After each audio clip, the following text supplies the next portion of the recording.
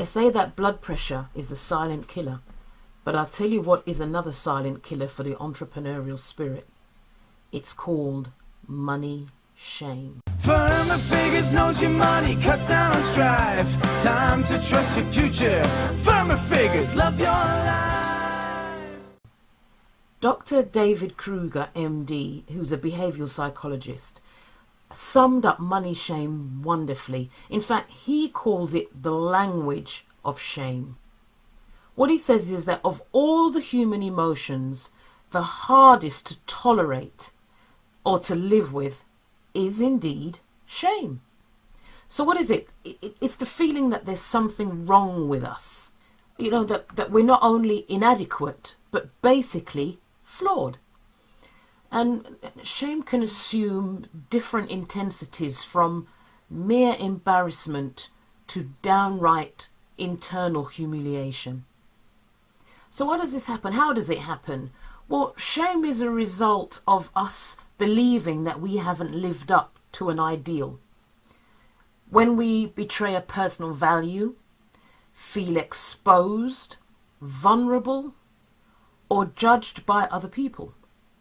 And then no matter how well we're doing, no matter how much we should actually acknowledge our sense of self-worth, our self-esteem, our achievements, they all become decimated in the face of feelings of shame. And there's different experiences that we attach to feeling that way. Things like being criticised, feeling a little bit pathetic, mortified, disgraced, even ridiculous. And it becomes particularly acute when something happens where we judge ourselves even harder. For example, the breakdown of a relationship with somebody who we admire or we thought admired us. The feeling that there is something wrong with us, that we're flawed, shows up in a fundamental feeling that we are less than. And this occurs when we face things like debt, because that highlights a lot of our own inadequacies, or simply because we just don't feel we have enough money to do what we need to do. Conversely, shame also occurs in terms of money if we do actually have what we think is too much, particularly if we are around people who are themselves in great need. There's a great sense of guilt, which then piles on more of that feeling of shame. And the threat that our resources or our money resourcefulness is very different to significant people around us can go a long way to break down relationships. I mean, it probably can't be easy to be a friend with Oprah if every time you went out she had to pay for you. Even though she could afford it, at some point there'd be a disconnect between the equality in that friendship, and that does affect how we feel then about ourselves inside. Even though as two people you're probably equally matched, you're just not financially matched.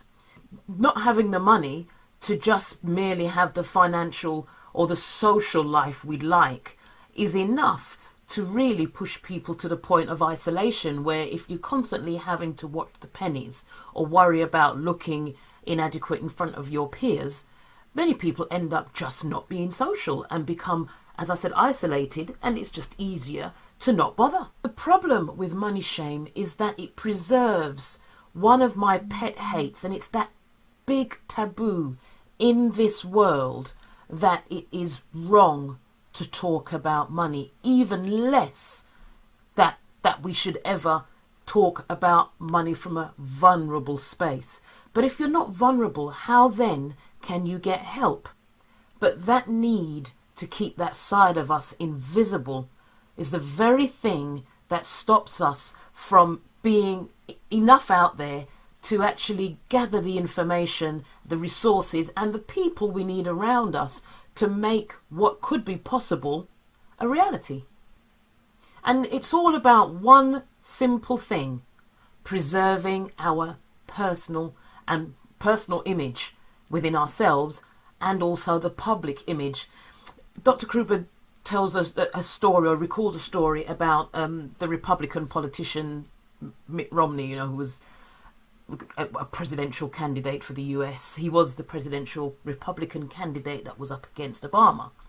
And he tells a story that when he was campaigning, he was speaking to a group of unemployed people and said, well, you know that I'm unemployed too, you know, which technically was true until you factor in the fact that he has a personal wealth of about $250 million. So not quite the same thing.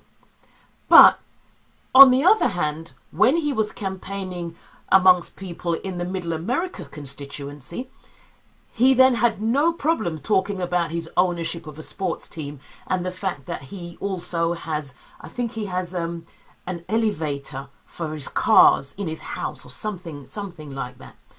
But did you see, completely different persona depending on who he's speaking to. And that's not to say that Mitt is being underhand or trying to mislead anybody. Not at all. It's just that that's what we do as human beings. When we're in an environment, we want to fit into that environment.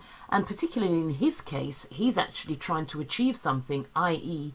he's trying to get admiration, which is what we call the shadow reason that we keep quiet about our shame and our vulnerabilities, and particularly around things like money, is because we would never admit it.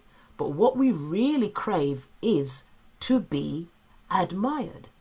But we would rather die than admit that. In the next part, I'm going to talk about how we look at the various layers of money shame. The only way to actually get past it is to confront it, but it doesn't have to be as daunting as it sounds. It's just understanding where we're at, why we're there, and then it's much easier to start to pick apart at the little nuances that stop us from moving forward and helping us get more financially confident, I suppose is the best word. And I'll talk about that in the next part. Look forward to seeing you. In the meantime, I'd love to hear your comments and what your experiences of money shame has been so far. Take care.